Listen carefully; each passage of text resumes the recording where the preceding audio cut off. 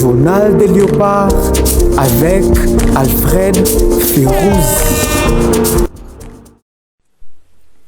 Bonjour chers abonnés, une fois de plus, Tokutaina Magazine a bien consacré pour les joueurs internationaux congolais Peba Oyo Baza, toujours éligible un jour à correction de la team de 143. Espace Nabango Yango Oezape diffusé na chaîne de télé RL Pro TV, chaîne qui qu'on retrouve en sur TNT, pourquoi pas na téléphone portable, na bino tablette, même télévision, na ceux qui ont la capacité à utiliser Google na carte composé RL Pro TV, ba lien ko s'afficher, ba grand championnat européen et zanakati. Toza pe na bandeko o basalaka convoiturage Paris-Bruxelles anaza ko recommander bien en tout cas agence eza moko GPS John Jean Patrol et qui na niveau à la chapelle ou na gare de midi professionnalisme et la ponctualité eza makasi c'est ça et na sommaire toza na rendez-vous lelo Yohan Wissa contre Newcastle, donc Newcastle United contre Barcelone, match à Makassi en tout cas, souhait na bisogno surtout, tout le monde a surprise, Yohan Wissa titulaire, tout ça, pour résultat match, qui lobby avec Elia Meshak, et pourquoi pas Fisto Maele, et surtout, tu peux compléter toujours la information, dingue tout ça avec Bongonda, avec Samuel Essende, des informations, ils ont en dehors des résultats, dans le programme à match. Bolanda toujours journal Nabino pour nous bien informé au Italie bah joueur Nabino, donc c'est ça vous en avez besoin d'informations bah joueur Nabino surtout rendez-vous et ça awa journal de Léopard toujours banda émission Nabiso na niveau ya Turquie match arrêté ezalaki à Alliance Sport avec Meshaki Elia ezalaki titulaire à Bimina 61e minute match qui est 0 but partout sur le plan individuel avec et Elia Meshak là a disputé 17e match depuis qu'il a niveau à Alliance Sport, 5 fois titulaire et puis 12 fois à Zokotra deuxième mi-temps. Et sur les 17 matchs, Elia Meshak c'est 0 bien marqué et puis passe moko décisif déjà. Passage n'est jusque là en tout cas na niveau à Alliance Sport. Donc c'est ça pour la championnat ya Turquie tokena niveau ya championnat ya Égypte match ezalaki ya National Bank of Egypt contre Pyramide ya Fisto Maele a réussi à disputer 13 minutes azaki na bande de touche à côté na deuxième mi-temps ba réussi à gagner 0 contre 1 Pyramide baza deuxième na niveau ya championnat Égypte juste après Zamalek et puis victoire na Bangoana et Salike Bakole Zamalek. Donc c'est ça pour la Fisto Maele avec Pyramide ya Égypte. Donc c'est ça, félicitations pour la victoire na Bango. Tout à niveau ya championnat ya Espagne, là tout là qui en tout cas présence à Charles Piquel, malheureusement Charles Piquel a quitté match qui espagnol de Barcelone contre Real Oviedo qui un but partout match intéressant qui biso makasi na journal lobby et qui a West Ham contre Brentford ancien club à Yohan Wissa en face à Aaron Wan-Bissaka. Bisoto pesaka toujours information avec précision dans le sens que na ba match mingi ya coupe Aaron Wan-Bissaka azofanda na bande de touche Walker au pesa latéral droit yende mutoza kubanda beaucoup plus comme titulaire na match ya coupe et Aaron Wan-Bissaka zalaki na bande de touche à côté na 90e minute et puis a réussi à disputer prolongation.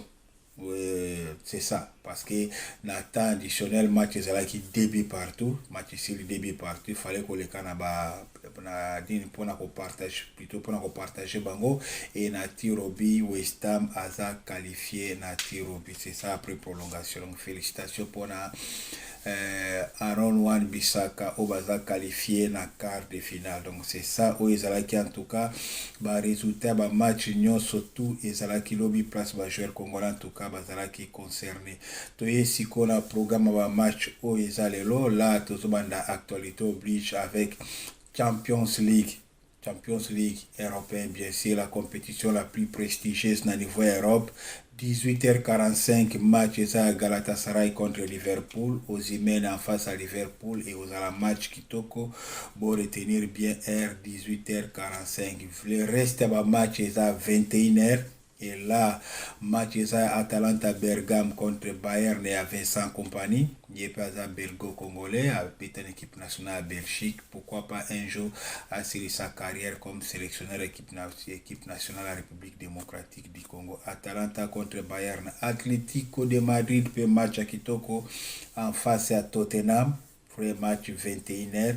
Et puis, Bisoba Congolais, surtout, tu la match à Newcastle United contre Barcelone. Pourquoi pas manager et à Newcastle à surprendre Batunion surtout avec titularisation à Johan Wissa, surtout que Barcelone est une équipe où il va beaucoup plus à l'aise surtout dans la possession à ballon alors que Newcastle a qui surprendre Bango dans contre-attaque et écouter la voltemade au hasard pivot. Moi je pense que profil à Johan Wissa est surtout bien pour procéder surtout dans la contre-attaque. Donc on espère qu'en tout cas, malgré difficulté à temps déjà n'enga outina blessure, mais sorti à manager dans la conférence de presse à Lobaki, en dehors de travail au Wissa Osa na club, baza au courant que azo travail dur et libanda c'est-à-dire dans le travail personnel en tout cas azo travail dur, bah occuper copier ça est chance surtout dans le match à l'Euro contre Barcelone.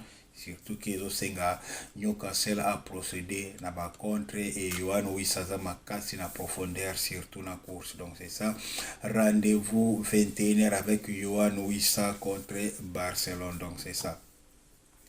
Yango nezaki ba programme ba match nyon surtout au ezaki na niveau ya Champions League là toliki siko na niveau ya Championship au eza championnat Angleterre match eza 20h45 match à Leicester City ou Leicester City contre Bristol City. Bristol ancien club ya Fally Mayulu grand frère ya Sini Mayulu abataki ko evoluer na niveau ya Bristol City akenda Autriche ou na opesa bino en tout cas précision na émission au ezo ya grand frère Naza avant-centre et puis dans Leicester City, pourquoi pas tout le monde en présence, il y a Jérémy Monga et puis Stéphie Mavididi au Congolais tous les jours, bazana mira la matation à Israël pour la senga présence et à Stéphie Mavididi en tout cas na niveau à Léopard.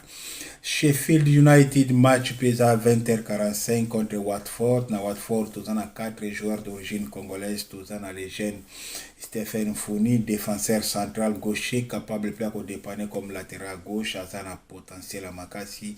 Et on espère que tu as réussi en tout cas qu'on attirer la niveau équipe nationale à RD Congo avant qu'il a explosé un jour ce qui chance et sourire na niveau à Manchester City.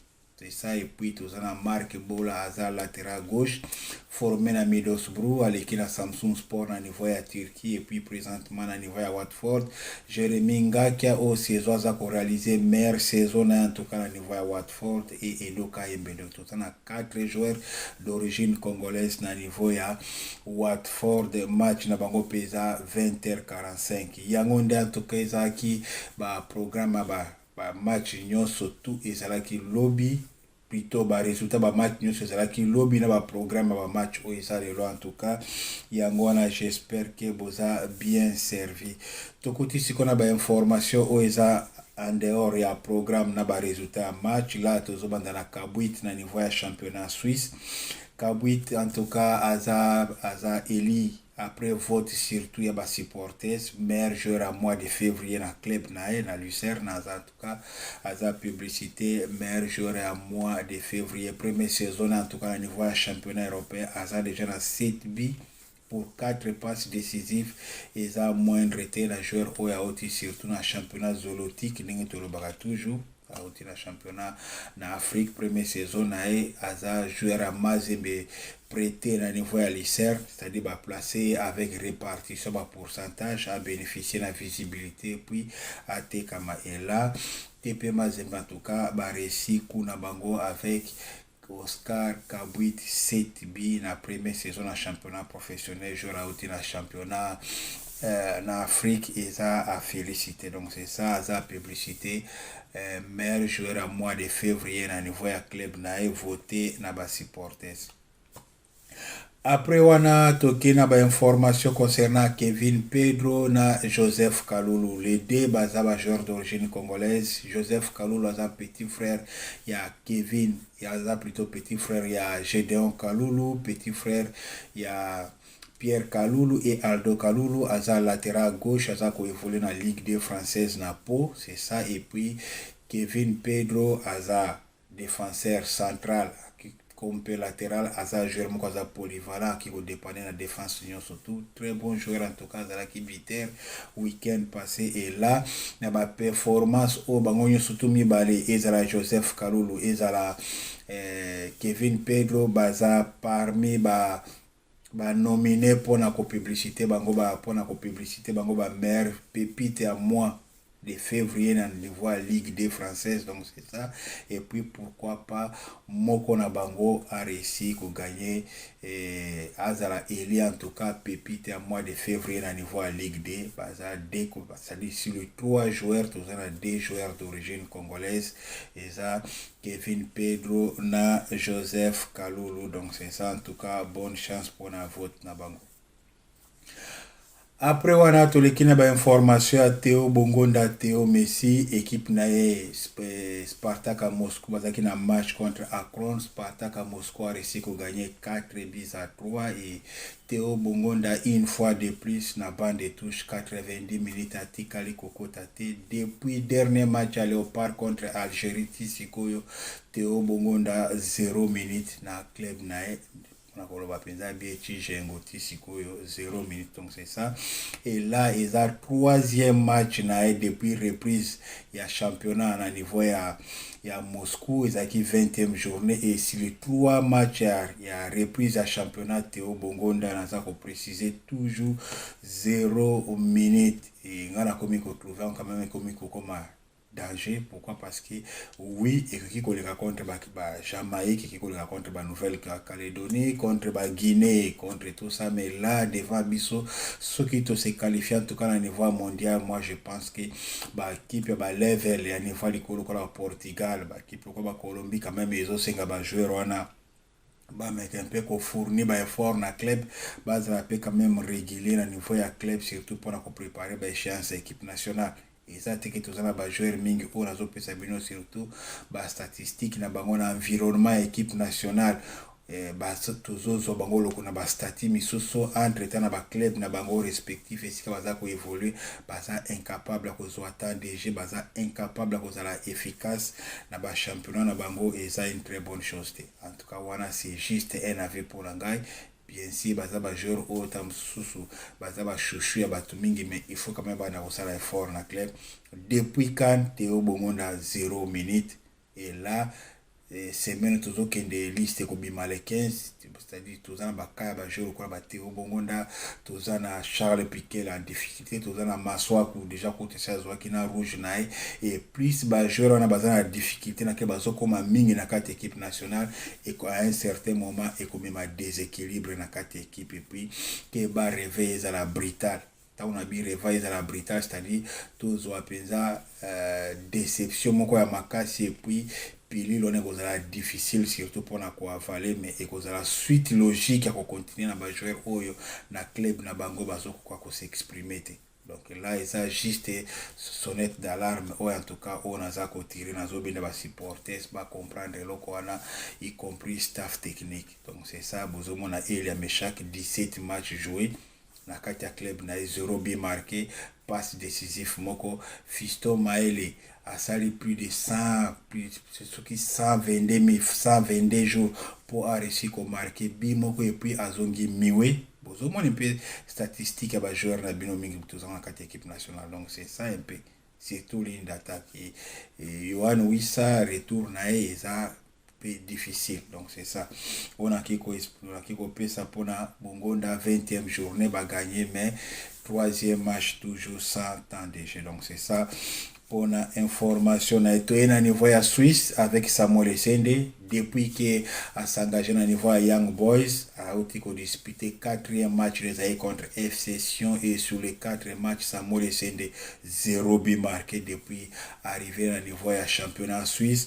Match contre FC Thun, ils ont premier match na, après ils ont contre l'Isère, il y a Oscar Kabouit FC Zurich, et puis dernier match qui contre FC Sion, sur les 4 matchs 0 but marqué. Pourtant, dans le match, surtout, on a Azalaki comme titulaire. Donc, c'est ça où tu as toujours interpellé. Et là, au moins, la liste est en Sekobima. Moulongwa, joueur, surtout, on a Ozanakati à liste. Et puis, au moins, on a ndeko na biso pe misusu Sébastien de Sabraza na raison ko garder au satire. Et ça bien, ko garder au satire, mais avec des joueurs au baza incapables de s'imposer dans le niveau à club à un certain moment, il va comme très compliqué. Naza toujours côté à bino réveil et à la brutalité. Donc c'est ça, na discours bato bazo qui est toujours na ligne on a tout ça. Donc c'est ça pour Samuel Essende. Information, ils appellent Mario Lavia, Romeo Lavia plutôt, Romeo Lavia a toujours éligible à évoluer dans la République démocratique du Congo. Et là, en tout cas, après tant mois, Moulaï a blessé Razoa qui a été reprendre. Azala qui est titulaire dans le match à coupe. Et dans le niveau de Belgique, dans information, en tout cas, tout le monde est en ligne, surtout dans le niveau de la presse belge, en tout cas.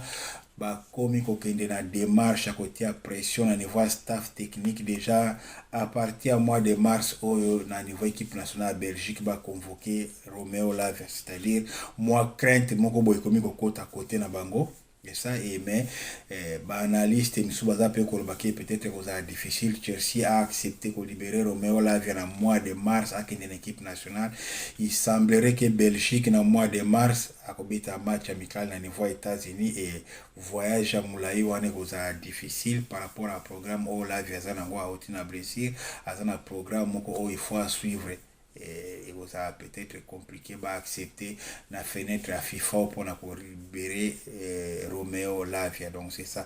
Où il y a information à niveau à Belgique en tout cas, Babandi Makelele, ceux qui imaginez déjà marqué à redémarrer championnat sous un mois retard, Taming Aleki a blessé, qu'on soit déjà joué le col à Keita Mandela à niveau équipe nationale Belgique, côté Romeo Lavia, Bango Bazomona Keno, Isa Penza, Yangote, Foba, Cyril Lavia, Navarez, équipe nationale à Belgique. Et côté n'a pas donc observer toujours ce qui possibilité autant sous Moli Mona. Il y a Congo qui collate pour qu'il y ait pas d'abisseau, pourquoi pas, mais au moins il faut voir à niveau à Belgique en tout cas Makele les bandi makasi pour côté à coach pression à même une équipe nationale. Il y a Belgique na stage na bango il y a mois de mars il semblerait ça na Belgique donc là ça c'est des super quoi annoncer encore donc c'est ça. Toujours au niveau équipe nationale, ils appellent Cédric Bakambo, en tout cas au niveau équipe nationale, Azana parcours à Kitoko, Aza deuxième meilleur buteur dans l'histoire de la République démocratique du Congo. Et puis match contre les gagnants en Nouvelle-Calédonie dans le Mexique, et vous avez un match pour rejoindre surtout Mbokani, au bas une différence à un but Mbokani, Aza meilleur buteur à l'histoire au niveau équipe nationale avec 22 buts et puis Cédric Bakambo avec 21 buts et car un but c'est-à-dire qu'on observer déjà tout pesa discours tant so azara égoïste na terrain tout ce qui n'est mais ozala pe na côté statistique aussi surveiller Cédric Bakambo pourquoi pas a réussi à égaler Mbokani et pourquoi pas aussi les dépasser parce que là baza juste na écart à un but Bakambo 21 buts. Dieu merci Mbokani Bezwa 22 buts. On a profité en tout cas pour féliciter le mariage na coutumier na tala na ba réseaux sociaux. Dieu merci Mbokani Bezwa en tout cas félicitations na mariage na yo. Et na niveau à Léopard toujours toza ko tourner autour ya ba sondage oyo en tout cas tout le monde yango en ligne ba sondage oyo ba to ba voter en ligne ba équipe oyo baza na probabilité makasi ya ko se qualifier sur les ba représentation surtout ezakuna il faut ba bimisa deux équipes et là ba tout baza ko se dégager en tout cas en tête eza la République démocratique du Congo avec 65% des en tête à chance ya ko se qualifier puis la deuxième position eza Irak malgré ba condition Irak a quitté FIFA a proposé ki bango nzela na niveau ya Turquie pour que ba luka moya ko rejoindre Mexique et bango bazosenga basengaki plutôt démarche à report pour na barrage donc total en tout cas tina ba dernière information ce que vous avez mais en tout cas na ba chance à qualification selon ba vote où ils a effectué en tout cas en ligne RD Congo aza en tête avec 65%, Irak aza na 46%, 44% Bolivie, na 4e position eza Jamaïque. Donc c'est ça déjà vote ni bato baza ko estimer pe pays nini oyo ki ko se qualifier par rapport à ba pays nyonso surtout eza présent na dernière ligne droite ya barrage. Donc c'est ça. Tozosilisa na ba toujours na situation moke afekofa oyo ba vote en tout cas et oyo bato mingi baza kozela ba candidat ba bandi makele de gauche à droite et so continuer toujours ngala zo senga congolais nyonso to azala prudent surtout botombe na ba campagne ya ba candidat msusu baza ko utiliser ba joueur mingi na niveau ya réseaux sociaux surtout ba ancien joueur. Côte d'Ivoire abima champion d'Afrique na niveau ya fédération ya Congo ya Ivoirien na football FIF mutozala ki en tête ezala ki ancien joueur te mais a réussi ko pesa Côte d'Ivoire titre ya champion d'Afrique. Samuel Eto'o nazo critiquer te azo bunda na niveau Africa Foot mais Samuel Eto'o a qualifié Cameroun te. Samuel Eto'o jusque là a développé football pesa na niveau ya Cameroun te asiasi saki mandat na là il faut aller kana deuxième mandat na vote. Et Samuel Eto'o a payé Cameroun Coupe d'Afrique des Nations. Donc moi je pense qu'il faut juste que le Moto Oaza intègre Moto Oaza vraiment la vision makasi à faire avancer sport na biso football en particulier et non ba selfie aux salama de gauche à droite. Il y a comme Mao soi-disant ancien joueur, il faut payer ça ancien joueur tout ça et tout.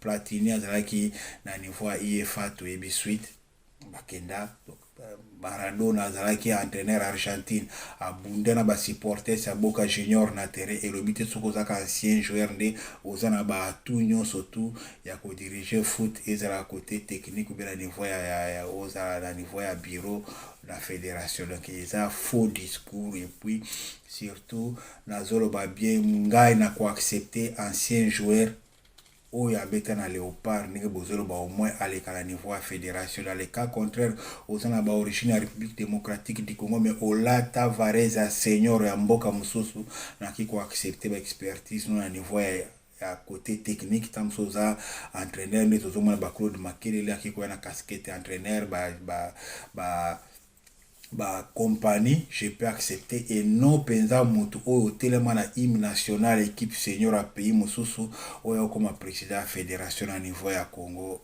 Je ne fais pas campagne contre mutu mais c'est ça, il faut tous la quand même ba limite ça quand même pays aux moins et ça club T c'est ça aussi ou les fédération tête à fédération ils ont que mutumoko zoya la président vita ya imana je ne sais pas mazembelu popo il faut tous aka air moko na moi ba limite à biloko mususu. Donc c'est ça en tout cas na profiter ko pesa bato nyonso to ba mbote sika boza pe boza la toujours prudent à niveau ya fédération surtout parce que na zolo ba bien bato o bazaki na fekofa ba boma fekofa baza ko yana ba tension lisusu ya koleka ko postiller na fekofa il faut ko barrer na ba il faut ko barrer bangolo nzela ba dirigeant Mokongo Koba, ba dirigeant Makiliba, ya Zaiko, je ne sais pas quartier la terre en tout cas, il faut tout changer. Tout ça la vote moko utile pour na kobimisa football na biso na ghetto surtout. Donc c'est ça. Merci na bandeko mingi o en tout cas babeti libaku na Kinshasa na République démocratique du Congo mba surtout na est bandeko na biso miko na bike bozana difficulté makasi bitumbeza ko s'intensifier côté kuna nzambe a continuer en tout cas ko battre la bino mungu vraiment mungu a mubariki. Donc c'est ça en tout cas bambote mingi bandeko na Angola de partout en tout cas bo aimer bo partager ba émission za côté tout pe mbote na bandeko nyonso surtout na niveau RL Pro TV. Merci beaucoup et à la prochaine.